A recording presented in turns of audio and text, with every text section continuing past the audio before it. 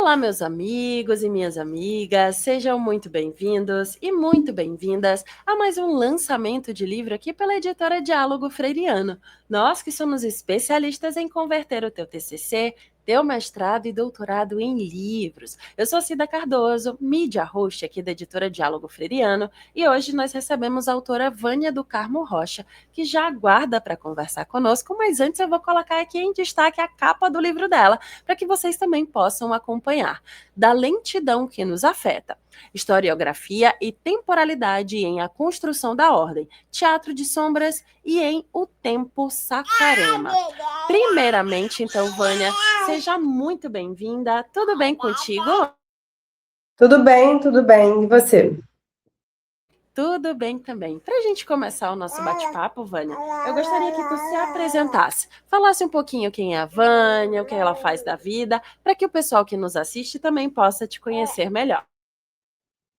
Tá bem. Bem, meu nome é Vânia, Vânia do Carmo Rocha. Eu sou professora de História desde 2007. Fiz a minha graduação, na Universidade Federal do Estado do Espírito Santo, na UFES. E desde então leciono no ensino básico, dei aula no Fundamental 1, Fundamental 2, ensino médio, ensino superior, educação de jovens e adultos, educação profissionalizante e ensino superior. Então, eu estou na sala de aula desde 2007, vai fazer 20 anos ano que vem, farei 20 anos, né, de sala de aula ano que vem. Atualmente, eu sou professora da rede estadual do Rio de Janeiro e também sou pós-doutoranda em História na Universidade Federal Fluminense. Sou pesquisadora desde 2013, quando eu comecei meu mestrado na Universidade Federal do Estado do Rio de Janeiro, na Unirio, sob a supervisão do professor Pedro Caldas. Depois eu fiz o doutorado na Universidade Federal Fluminense e eu continuo na Universidade Federal Fluminense agora fazendo estágio de docência, né, como pós-doutoranda. E desde então, desde que eu passei a me dedicar à pesquisa, eu venho me concentrando muito na questão da história da historiografia, na nossa relação com o tempo, e esses vêm sendo meus objetos de estudo e de pesquisa nesses últimos anos, desde que eu voltei a me dedicar à pesquisa a partir de 2013. Que bacana. Agora que a gente te conhece um pouco mais, conhece também um pouco da tua trajetória, Vânia, eu queria saber como foi que tu encontrou a editora para poder dialogar sobre a tua obra. Eu encontrei a editora pesquisando possibilidades para publicar minha tese, defendi minha tese em 2022. Então, depois que eu participei de alguns eventos e algumas ideias, assim, eu consegui voltar a questionar, expus o meu livro, né, nesses eventos, expus as minhas ideias, expus a minha tese, e assim, a partir do crivo, né, a partir das contribuições dos meus colegas nesses eventos,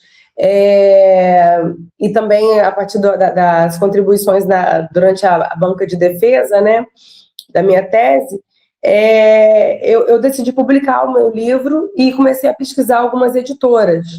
Pesquisei na internet e tal, e apareceu para mim nas redes sociais a Diálogo Freiriano.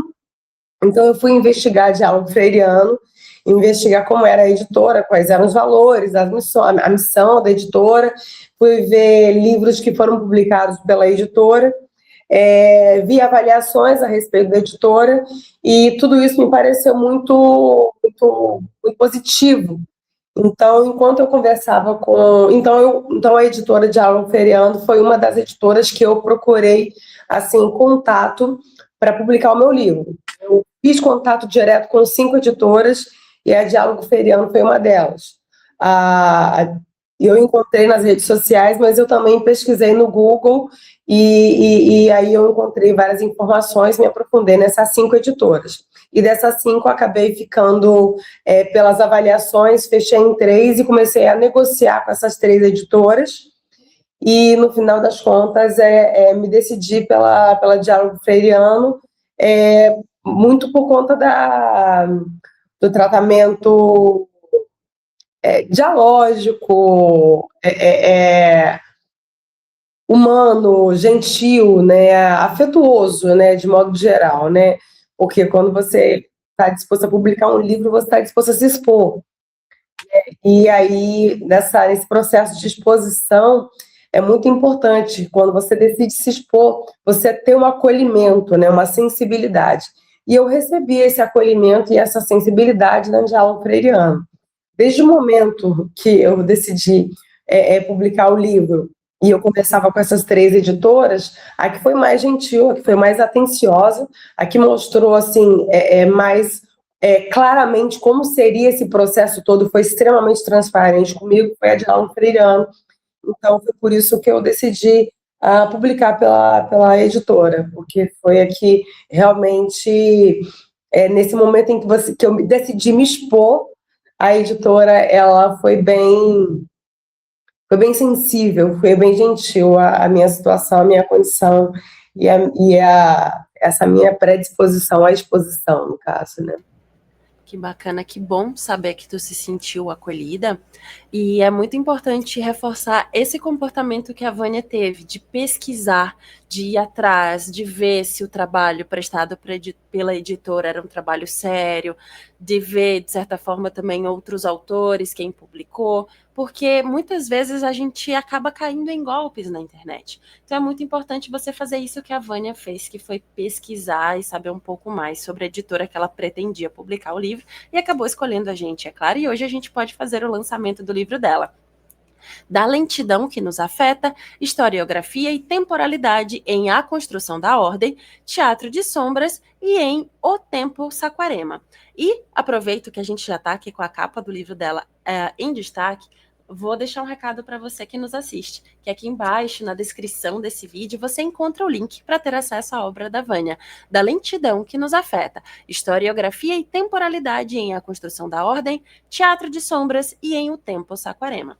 Agora vamos falar de fato sobre a obra da Vânia. Eu queria que tu contasse pra gente um pouco do teu processo de escrita, perdão, o que te motivou a escrever sobre o assunto e que tu desse um spoiler, um gostinho do que é que o leitor vai encontrar nas páginas do teu livro.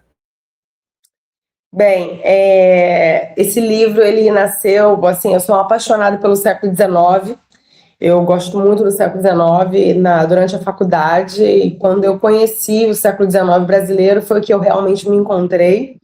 É tanto que no meu mestrado eu trabalhei com história da historiografia do século XIX, e aí o que acontece, e eu acabei tendo contato com esses 2 autores, o José Murilo de Carvalho e o Ilmar de Matos, e essas 2 obras, A Construção da Ordem, Teatro de Sombras, e O Tempo Saquarema.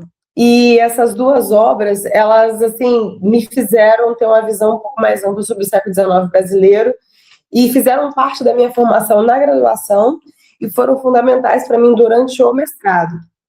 Mas elas me intrigavam, porque se tratavam de 2 obras que interpretavam o século XIX brasileiro de maneira diferente. Num primeiro olhar, traziam interpretações, assim, no primeiro olhar, para mim, as 2 trabalhavam com o mesmo objeto, mas trabalhavam com o mesmo objeto porque as 2 investigam o Brasil no século XIX, a formação do Estado imperial, né, brasileiro. Mas aí, no segundo olhar, ficou muito claro para mim que eles interpretaram José Murilo de Carvalho na Construção da Ordem, Teatro de Sombras, e o Ilmar Roloff de Matos no Tempo Saquarema, eles interpretam o século XIX brasileiro sobre uma ótica absolutamente distinta, muito diferente em vários aspectos. Então, a minha primeira leitura dessas 2 obras foi focando justamente no quão diferente eles percebiam o século XIX brasileiro. Mas, à medida que a pesquisa foi avançando, eu percebi mais aproximações do que distanciamentos na percepção deles sobre o século XIX. E no momento em que hoje na história, e esse é um debate muito forte na teoria da história hoje, no momento em que a gente vive um tempo acelerado, né, um tempo de aceleração do tempo histórico, ou da percepção do tempo, né, em que tudo é para ontem, tudo é para agora, aí vem um livro Da Lentidão que nos afeta. Assim, parece uma contramão, né, do que vem acontecendo, mas assim, a ideia é justamente essa, né? Como que 2 autores escreveram sobre o século XIX brasileiro, sobre a formação do Estado Nacional, sobre a formação do Estado Nacional durante o século XIX, sobre a formação do Estado Imperial brasileiro, como que esses dois autores que escreveram sobre o século XIX, durante o período da ditadura civil-militar, eles, na medida em que eles avaliam, eles analisam a formação do Estado no século XIX, eles acabam também trazendo informações, percepções sobre o século, sobre o Estado, né, brasileiro no tempo em que eles viviam, que era ali naquele contexto de ditadura civil-militar, de restrições individuais por conta da questão da ditadura. E aí, o que eu venho trazendo no livro é justamente essa discussão sobre o Estado, que é um Estado que se mostra incompleto. Ele começa a ser formado, mas que no final das contas, para ambos os autores, é um Estado incompleto. É um Estado que, por si só, ele carrega em si aspectos que são arcaicos, né? E o arcaísmo, né? A predominância da escravidão, a exclusão da maior parte da população dos processos políticos, acaba mostrando um Estado no século XIX que é um Estado que não se concretiza, que não se completa. Mas isso por quê? O referencial que esses dois autores têm de Estado, mesmo olhando para o século XIX, o referencial que eles têm é externo ao Brasil. É um referencial externo, é um referencial eurocentrado. Então, o tempo para eles acaba sendo lento, porque eles esperam ver mais do que o que eles conseguem ver. Eles esperam ver um Estado nacional no modelo, no padrão eurocêntrico, no modelo, no padrão europeu, mas não é isso que eles veem. Eles veem um Estado que não alcança a totalidade da extensão territorial, um Estado que não consegue se concretizar institucionalmente, que apresenta vários vazios, né? Apresenta suas lacunas e é marcado por um arcaísmo. E o grande arcaísmo que marca, acentua e sustenta o Estado imperial, isso nos dois autores, é a escravidão. Então, o Estado Nacional Brasileiro se consolida no século XIX sustentado justamente na escravidão, na manutenção da escravidão. E aí, quando você tem, a partir de 1870, um processo ali acentuado de crise da escravidão, você também começa a ter um processo acentuado de crise da própria monarquia, porque para ambos, os governantes imperiais, os dirigentes imperiais associaram a monarquia à escravidão. Então, na medida que a escravidão se fragilizava, o Estado também se fragilizava. E por que isso nos afeta, da lentidão que nos afeta? Porque quando eles falam do Estado brasileiro no século XIX como um Estado que não se conclui, que não alcança a totalidade do território, eles acabam revelando também um Estado, ali na década de 70, que não alcança a população, que por conta das restrições típicas de um Estado autárquico, também é um Estado limitado. Também é um Estado marcado pela exclusão, também é um Estado marcado por um tempo que parece correr lentamente no sentido de não se realizar plenamente. Então, qual era a expectativa que esses dois autores carregavam quando eles escreveram as suas obras? Era a expectativa da democracia. E era uma democracia que não se realizava. Por isso, uma lentidão que nos afeta. E quando a gente fala dessa lentidão que nos afeta, aí eu estou falando de nos afetar hoje ainda. Uma lentidão que afetou José Murilo de Carvalho e o Marlof de Matos quando escreveram as suas obras, mas uma lentidão que nos afeta hoje ainda, quando a gente tem pensadores ou tem usos políticos do passado, melhor dizendo, né, por algumas vozes incautas, revisionistas, negacionistas, que negam a ditadura e que não advogam por uma democracia ampla e restrita, não advogam por um Estado que alcance, né, que tem as suas benesses alcançáveis a todo o restante da população, a totalidade ou a maioria da população brasileira. Então, é uma lentidão de um Estado que ainda não se concretiza plenamente. E aqui, no caso, é um Estado que é hoje, nosso Estado, é democrático e, mesmo assim, não alcança plenamente, não se alcança, não se realiza plenamente como democracia, justamente porque sofre constantes ameaças. A gente sofreu uma tentativa de golpe recentemente, então é uma democracia que precisa estar sempre sendo defendida. Então, é uma lentidão que nos afeta justamente porque dessa percepção de um Estado que ainda precisa se realizar plenamente com todas as suas instituições e assegurar seu Estado, sua condição democrática, né? Salvaguardar sua condição democrática o tempo todo contra revisionismos, negacionismos e vozes incautas que fazem usos ilegítimos do passado para justamente colocar em questão os valores democráticos. Enfim, por isso, da lentidão que nos afeta. E é um livro de história da historiografia, né? Porque eu escrevo sobre duas obras que trataram, que escreveram a história. Então, a história da historiografia é uma reflexão sobre a escrita da história. E temporalidade, justamente porque eu analiso a percepção que eles têm, enquanto eles analisam o Estado brasileiro, a percepção que eles têm sobre o passado, sobre o presente e também as expectativas que eles projetam em relação ao futuro. Por isso, historiografia e temporalidade na construção da Ordem Teatro de Sombras e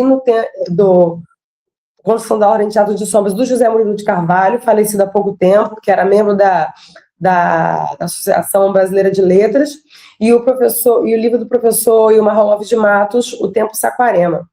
Então, assim, nessas duas obras eu vou fazer essa análise sobre a escrita da história e também sobre a relação que essa escrita da história estabelece com o tempo, né? O tempo vivido pelos historiadores que a escreveram, o tempo que eles analisaram e como isso impacta também a nossa percepção de tempo hoje. Por isso, historiografia e temporalidade. Que bacana, fica aí o convite à leitura da obra da Vânia, da lentidão que nos afeta. E aproveitando que nós estamos com a capa aqui em destaque, eu queria que tu falasse mais sobre ela, Vânia. E também como é que foi essa jornada de produção tua junto à editora para a criação da capa e também para a diagramação do miolo. Foi muito legal, foi uma experiência muito positiva. Eu não esperava, assim, parecia um mutirão. A Diálogo Feriano parece que montou um mutirão, assim, tinha a equipe que cuidava da diagramação da capa, do miolo, da revisão do texto, da questão comercial, e assim, eu acho que eu devo ter uns 7, 8 contatos salvos no celular, e o tempo todo a gente conversando, eu até misturava, tá, eu vou tratar sobre o que mesmo? Porque era muita gente, parecia um mutirão, uma equipe realmente muito ampla ali à minha disposição para poder fazer dar certo, né, a publicação. E eu, assim, realmente achei a capa linda,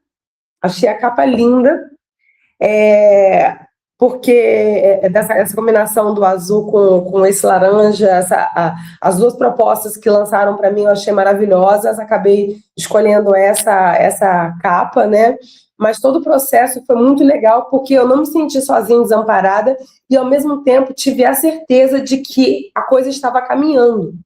O tempo todo, a editora, por meio de vários sujeitos, por meio de vários funcionários, por meio de vários colaboradores, eu diria, me davam assim a tranquilidade de que o processo estava em andamento, de que ia acontecer e de que ia acontecer da melhor maneira possível. Então, assim, eu me senti muito segura, porque realmente foi um mutirão de colaboradores. Então, para chegar a essa obra que nós temos aqui hoje, foi um trabalho de muitas mãos, eu diria. Tá? E muita gratidão por isso, tá? Que coisa boa, que bom que tu se sentiu acolhida, que tanto o pessoal do design quanto o pessoal da diagramação também conseguiu trazer à tona aquilo que tu imaginava para a capa do teu livro, para o miolo do teu livro também. Aproveito para deixar um recado para você que nos assiste, que se você se interessou pela obra da Vânia, da lentidão que nos afeta, historiografia e temporalidade em A Construção da Ordem, Teatro de Sombras, perdão, e em O Tempo Saquarema, aqui embaixo na descrição desse vídeo você vai encontrar o link para ter acesso a ele. E agora nos dirigimos para o final do nosso bate-papo. E eu gostaria que tu deixasse uma mensagem para as pessoas que têm o desejo, que têm o sonho de fazer a publicação de um livro, porém, por algum motivo ainda não a fizeram. Olha, se arrisquem, se exponham, pesquisem muito as editoras, pesquisem as avaliações que vocês encontram na internet, procurem conversar com pessoas que já publicaram através de algumas editoras. Então, assim, pesquise. Se você tem interesse em publicar, se arrisque, não ache que, não deixe para depois, não se sinta inseguro, porque acho que o importante nesse processo todo é você ter escolher bem a equipe que vai trabalhar com você nesse processo. Então, pesquise, investigue uma editora que seja confiável, que tenha uma equipe que realmente vai conversar com você, que vai dialogar com você, que vai fazer com que a coisa aconteça do jeito que você sonhou, que você planejou. E, assim, eu não poderia deixar de indicar a Diálogo Freiriano, porque foi a editora que eu encontrei esse suporte que me deu confiança, inspiração e segurança durante todo o processo para realmente publicar o meu livro. Então, assim, o que eu recomendo para você que pretende publicar procure uma editora confiável, procure uma editora que é recomendada, que é bem falada, que é bem respaldada. Eu encontrei isso na Diálogo Freiriano. Então, assim, já indico desde então a Diálogo Freiriano como uma opção para publicação de livro, justamente por conta desse mutirão, dessa equipe de colaboradores que trabalha junto com você para que o sonho da publicação ele seja realizado. Fica então o recado da Vânia para você que ainda não fez a tua publicação, que está aí com o teu trabalho parado, com o teu livro autoral às vezes no fundo de uma gaveta, publique. Vânia, muito obrigada pela tua disponibilidade em conversar conosco e fazer esse lançamento digital do teu livro. Muito obrigada. Obrigada, viu? Um abraço. E a você que nos assistiu até aqui, também deixe o nosso muito obrigado e faça um convite para que você venha nos conhecer melhor através das nossas redes sociais, nosso Instagram, Facebook, LinkedIn e também aqui o nosso canal no YouTube, onde temos diversas entrevistas com os mais variados autores e assuntos. De repente, um desses assuntos é o assunto do teu interesse, que pode colaborar com a tua pesquisa e, por que não, com a tua vida também. Não esqueça, conte conosco. Até a próxima. Tchau, tchau.